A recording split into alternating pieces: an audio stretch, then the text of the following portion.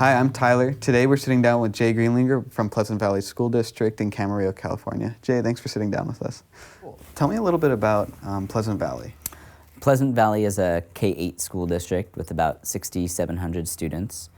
We have students at 11 schools. 7 of them are K-5 elementary schools. 2 of them are K-8s, and 2 are comprehensive middle schools. When did Pleasant Valley decide to go one-to-one?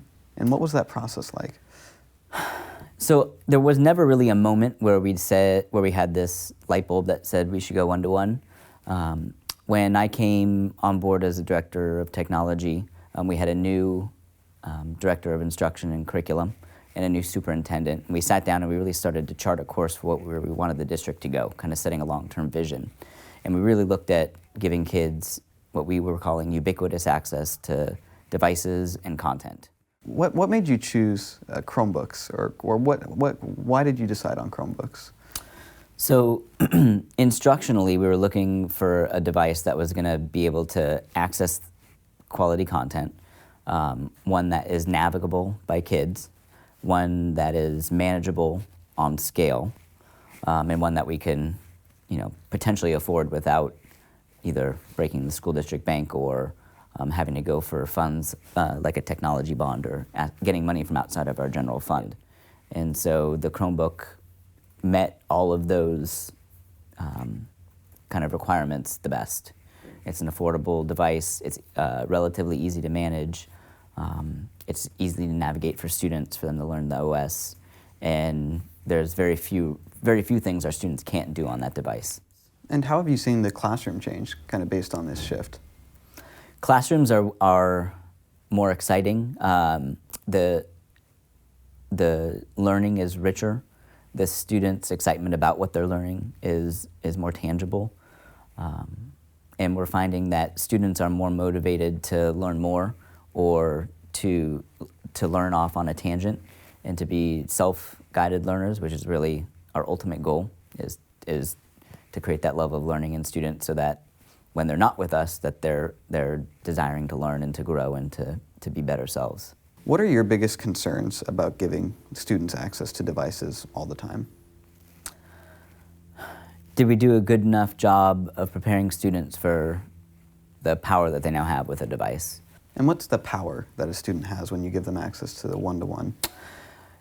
Even though we're monitoring and filtering for content, students are always going to find ways to do things that, they're going to be able to make, I would say, bad choices, right? So we supervise the playground and we teach them the rules of the playground, but students find ways to break those rules sometimes or to do things that they shouldn't do. And in technology, it's the same way. There are ways for students to interact inappropriately using technology. We also really focus on keeping kids safe online from the outside world because we can't control the outside world. We can help control what students are doing, but we want them to be able to recognize something that isn't right, if they're contacted online by someone. We want them to be able to recognize this is not something that I should be doing. What about the positive power, the positive side of that power? What is that for a student in a one-to-one? There's no limit to their learning, and that's exciting. So the classroom that we all know was limited to what the teacher could provide. It was limited to what the teacher kind of allowed us to access or to do. The classroom of today has limitless, and that's invigorating and exciting and scary at the same time. So students really have the ability to learn as much or to go as far as they want with what they're learning. So why did you decide to use GoGuardian? We decided to use GoGuardian because we did a demo and saw kind of the visibility it gave over our Google domain. It was at a big tech conference, and it was the missing piece. So we knew that we needed a way to have visibility over our Chromebook devices and over our students' use of their Google accounts. And there wasn't really a tool that allowed us to see in real time what that usage was. There are tools that let you go back in time and look at what was happening or what were students doing in general, but we weren't able to really see an active look at our domain. What is the biggest benefit that you've seen from having GoGuardian installed on your devices?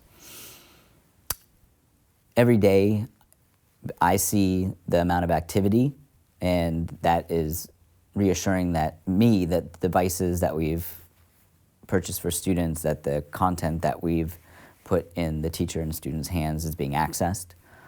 So we get that day-to-day kind of affirmation that what we're doing is helping teaching and learning, because if it wasn't going to improve teaching and learning, teachers would decide not to use it. Where do you see the use of technology at Pleasant Valley in 5 years? I wish I knew. If you had asked us 5 years ago where we would be with technology, we would be way off the mark in our predictions. It's technology, and technology changes learning, and then learning also influences technology. So if we're kind of going on the same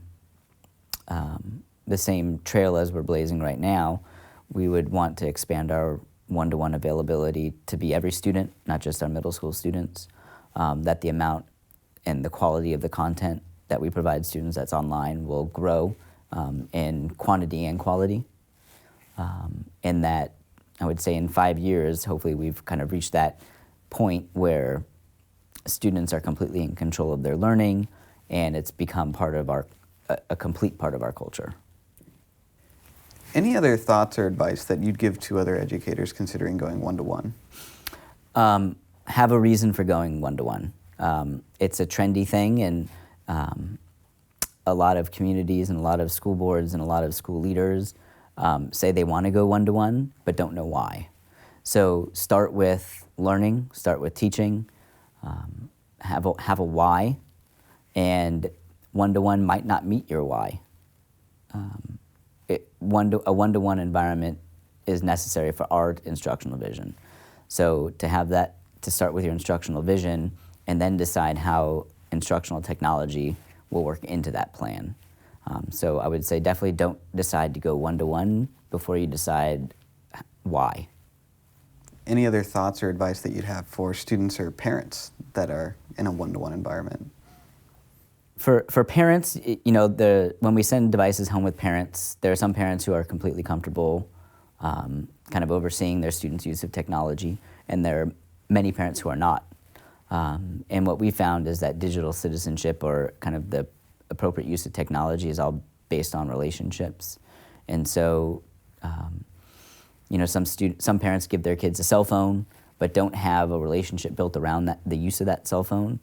Being able to talk about it and how it's used and why it's used and what it can do and what it can do but shouldn't do.